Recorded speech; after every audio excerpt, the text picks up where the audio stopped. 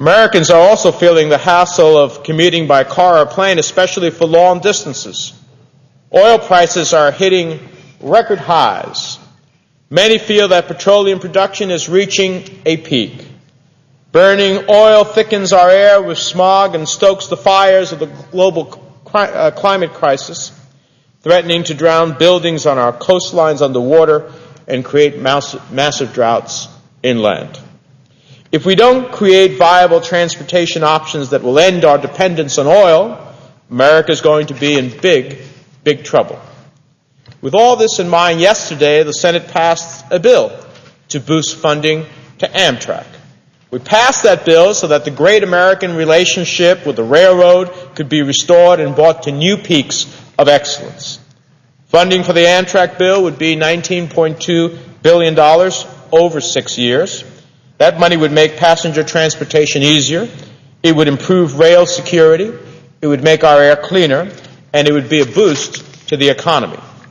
But just like every appropriations bill that has come or is on its way to the President's desk under the Democratic Congress, the administration has argued that we just don't have money for good public transportation systems. Well, while President Bush's mouth is moving, his hand is signing checks for other things. What the Amtrak bill would spend in 6 years, the President spends in Iraq in 2 months. What we are trying to have a national rail transportation system that gets people, sales forces from small and mid-sized companies to work, to intercity travel, to sell their products or services, to get people to great institutions of research and also great institutions of healing and hospitals, to get people maybe to the nation's capital or to other major cities along the Northeast Corridor, to have the opportunity after a post-September 11th world to understand that multiple modes of transportation are critical in order for that if we have an incident, a terrorist incident in one part of the country, we can move people along, as on that fateful day, what was open for intercity travel when every airplane was grounded? It was Amtrak. Yet, the President says, oh no, going to veto that bill. Well, what we are going to spend in 6 years to make Amtrak a world-class rail system, the President spends in Iraq in under 2 months. That's what the war costs. Vastly improved American railroads versus 2 months of bloody chaos in Iraq. Costs of this war, in my mind, are unimaginable. The Congressional Budget Office put out a report projecting that the Iraq War will cost, at the rate that we're going, $1.9 trillion. Nearly $2 trillion. It's incredibly hard to put that number into perspective, but just so we can get an idea of how vast that sum is, paving the entire interstate highway system over the course of 3.5 decades only costs $425 billion. And some estimates say the interstate highway system returns $6 for every dollar we spend in economic opportunity and growth. The Iraq War has returned $0 for every $1 billion spent.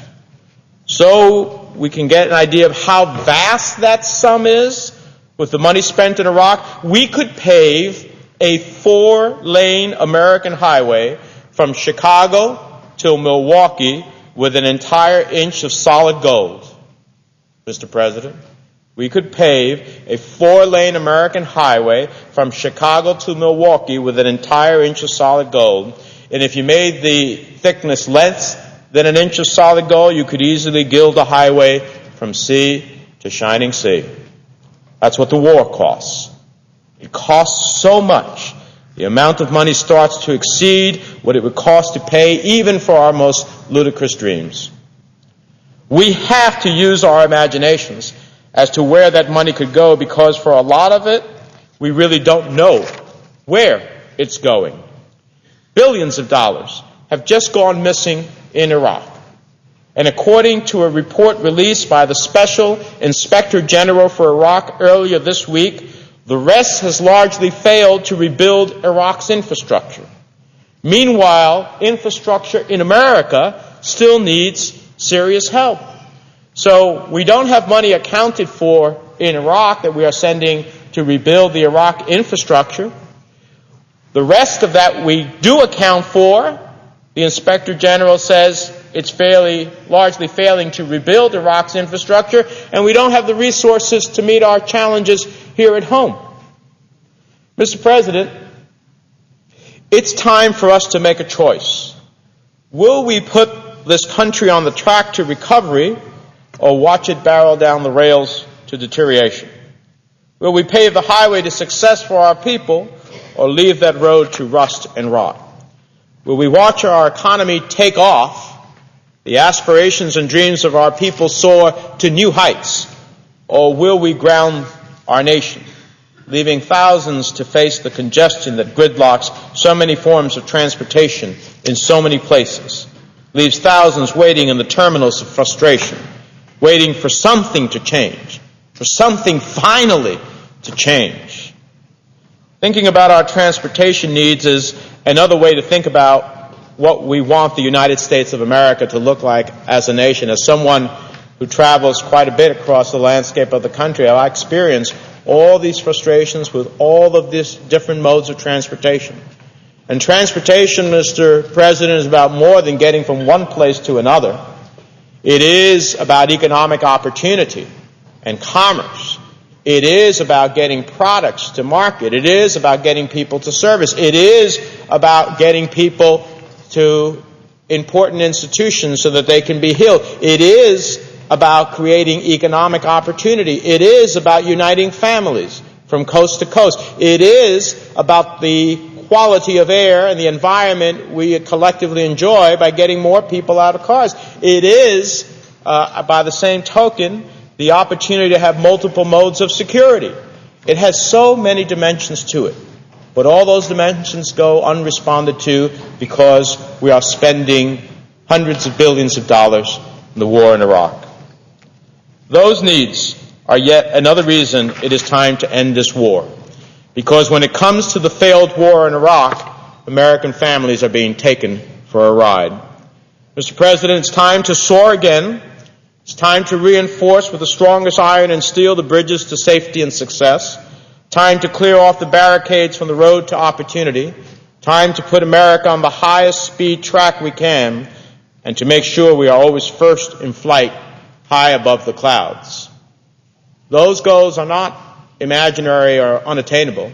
They are very much within our reach.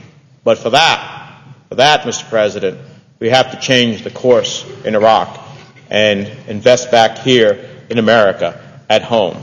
I'll continue to come to the floor, Mr. President, to speak about different dimensions of the cost of this war in Iraq.